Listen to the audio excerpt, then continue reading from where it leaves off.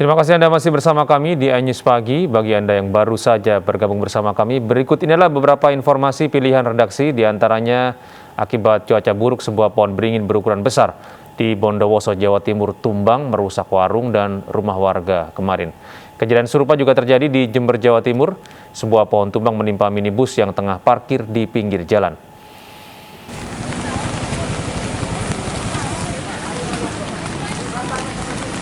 Sebuah minibus tertimpa pohon besar di Jalan Ahmad Yani, Jember, Jawa Timur. Pohon tumbang akibat kencangnya angin sebelum hujan deras. Beruntung pengemudi minibus sedang berada di dalam sebuah toko. Kemacetan panjang terjadi dalam kejadian ini lantaran pohon tumbang menutup seluruh badan jalan.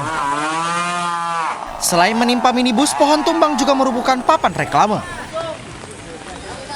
Kemacetan kita lihat bisa 1 kilo di belakang karena memang menghalangi jalan, ada korban material berupa kendaraan roda 4. Sementara ini yang kami laporkan kerugian material, untuk korban jiwa masih tidak ada, insya Allah tidak ada, kecelakaan untuk luka juga tidak ada. Sementara di Desa Lojajar, Kecamatan Tenggareng, Kabupaten Bondowoso, Jawa Timur, pohon beringin berukuran besar juga tumbang saat hujan deras yang disertai angin kencang. Pohon tumbang melintang di tengah jalan sehingga membuat arus lalu lintas tersendat. Petugas gabungan terpaksa memberlakukan sistem buka tutup jalan saat proses evakuasi pohon. Akibat peristiwa ini, rumah, warung, dan 1 unit sepeda motor rusak parah. Hujannya barusan cuma langsung deras. Ini pohonnya kondisi gimana sebenarnya? Memang sudah lapuk? Memang sudah lapuk. Ini berapa rumah yang tertimpa? Kena warung 1, 2, warung sama yang warung 1 ditempati, cuma rumah lah, termasuk rumah 1, warung 1. Ada orang tadi Pak di dalam waktu roboh? Tadi kebetulan kakak saya baru pas keluar, ini roboh. Tidak ada korban jiwa maupun luka, namun kerugian material dalam peristiwa pohon tumbang ini mencapai puluhan juta rupiah. Tim Liputan iNews melaporkan. Pemirsa, 2 kendaraan travel bertabrakan di Jalan Buntu, Banyumas, Jawa Tengah. Warga menyelamatkan 2 sopir yang terjepit. Setelah terjadi laka lantas ya di daerah. Inilah video amatir sesaat setelah kecelakaan antara 2 kendaraan travel di Jalan Raya Buntu, Kemranjen Sumpiuh, Kabupaten Banyumas, Jawa Tengah. Kedua sopir sempat terjepit dan dievakuasi warga sekitar dengan alat seadanya. Akhirnya, sopir berhasil diselamatkan, namun terluka. Kedua kendaraan sedang tidak membawa penumpang saat kecelakaan terjadi sehingga tidak ada korban lainnya. Kejadian berawal ketika salah satu kendaraan hilang kendali dan dari arah berlawanan datang kendaraan lain. Tabrakan tak terhindarkan dan membuat kedua kendaraan ringsek di bagian depan. Saat ini, petugas masih menyelidiki penyebab pasti kecelakaan. Dari Banyumas, Jawa Tengah, Saladin Ayubi, iNews melaporkan. Tim Basarnas hingga kini masih mencari 9 ABK kapal motor Liberty 1 yang tenggelam di perairan utara Bali. Kapal kargo itu diduga tenggelam pasca dihantam badai pada Sabtu lalu. Upaya pencarian 9 ABK kapal motor Liberty 1 yang tenggelam di perairan utara Bali kembali dilanjutkan tim Basarnas dari Pulau Sapeken, Sumeneb, Jawa Timur menggunakan kapal SAR Arjuna. Operasi pencarian disesuaikan dengan titik-titik prediksi arus di lokasi tenggelamnya kapal. Dalam operasi hari ini, petugas mengerahkan 17 ABK dan 5 orang tim penyelamat. Kapal motor Liberty 1 tenggelam dihantam badai di perairan utara Bali Sabtu lalu. Seluruh kru kapal melompat untuk menyelamatkan diri menggunakan jaket penyelamat. Namun, baru 6 orang yang berhasil ditemukan. Dari Badung, Bali, Bagus Alit, iNews melaporkan. Cemburu melatar belakangi penembakan Bribtu HT oleh rekannya sesama anggota polisi Bribka MN. Pelaku akan dipecat dan terancam hukuman penjara seumur hidup.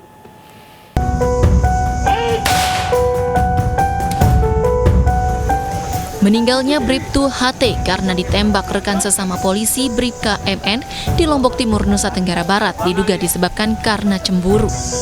Dari penyelidikan awal, pelaku cemburu mengetahui korban chatting dengan istri pelaku. Kini riwayat percakapan pada ponsel korban, pelaku, dan istrinya sedang didalami. Bribka MN sudah ditetapkan sebagai tersangka pembunuhan dan ditahan di Rutan Polda NTB. Tersangka terancam hukuman mati atau penjara seumur hidup karena dijerat pasal pembunuhan berencana. Catat, saya selaku Kapolda akan memproses sesuai dengan aturan yang berlaku dengan tegas, dan saya pastikan oknum tersebut proses pidana dan akan segera saya pecat sesuai dengan mekanismenya. Bribtu HT yang merupakan anggota Humas Polres Lombok Timur ditembak 25 Oktober lalu di rumahnya. Dari hasil otopsi, korban tewas akibat luka tembak di bagian dada sebelah kanan. Korban ditembak dengan senjata laras panjang jenis Sabara V2 oleh Bribka MN yang bertugas di Polsek Wanasaba. Dari Mataram, Nusa Tenggara Barat, Hari Kasidi, iNews melaporkan. Pemerintah menetapkan cuti bersama Natal 24 Desember ditiadakan. Penghapusan cuti bersama untuk mencegah meningkatnya kasus COVID-19 pada akhir tahun. Dalam rapat koordinasi persiapan angkutan Natal 2021 dan Tahun Baru 2022, Menko PMK Muhadjir Effendi menegaskan bahwa pemerintah ingin menekan sedikit mungkin pergerakan masyarakat pada akhir tahun. Sebab akhir tahun dikhawatirkan akan menjadi gelombang ketiga COVID-19 menyusul adanya libur Natal dan Tahun Baru. Terlebih kasus COVID-19 di Indonesia jumlahnya tengah menurun. Muhadjir juga mengimbau kepada masyarakat agar tidak pulang kampung atau bepergian apabila tidak ada kepentingan mendesak pada libur akhir tahun 2021. Kita beralih ke informasi lain, pemirsa. Tren kendaraan listrik disambut oleh seluruh produsen otomotif. Ke depan, terobosan kendaraan listrik berplatform global Small Electric Vehicle diprediksi akan membanjiri jalanan di seluruh dunia.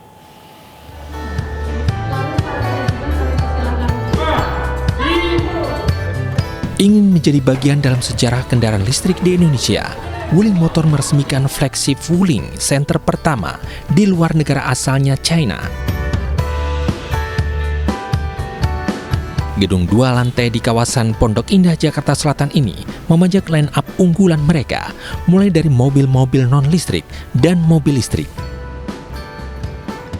Jadi untuk mobil listrik kita lihat sebagai pasar yang baru untuk pasar otomotif Indonesia. Nah tentunya dengan pasar yang baru kita juga harus menyiapkan berbagai hal termasuk infrastruktur dan juga model mana yang sesuai dengan pasar kita. Jadi ini sebenarnya potensi yang cukup besar dan tentunya ini mendukung dari kegiatan pemerintah untuk mempercepat elektrifikasi kendaraan di Indonesia. Dalam kesempatan ini, Wuling juga membuktikan kesiapannya memasuki era elektrifikasi kendaraan di tanah air melalui produk terbaru mereka, mobil listrik compact dengan konsep GSEV. GSEV ini sendiri adalah platform yang dimiliki oleh Wuling yang berupa sebuah rancangan dasar kendaraan yang nantinya akan bisa dikembangkan menjadi berbagai macam model.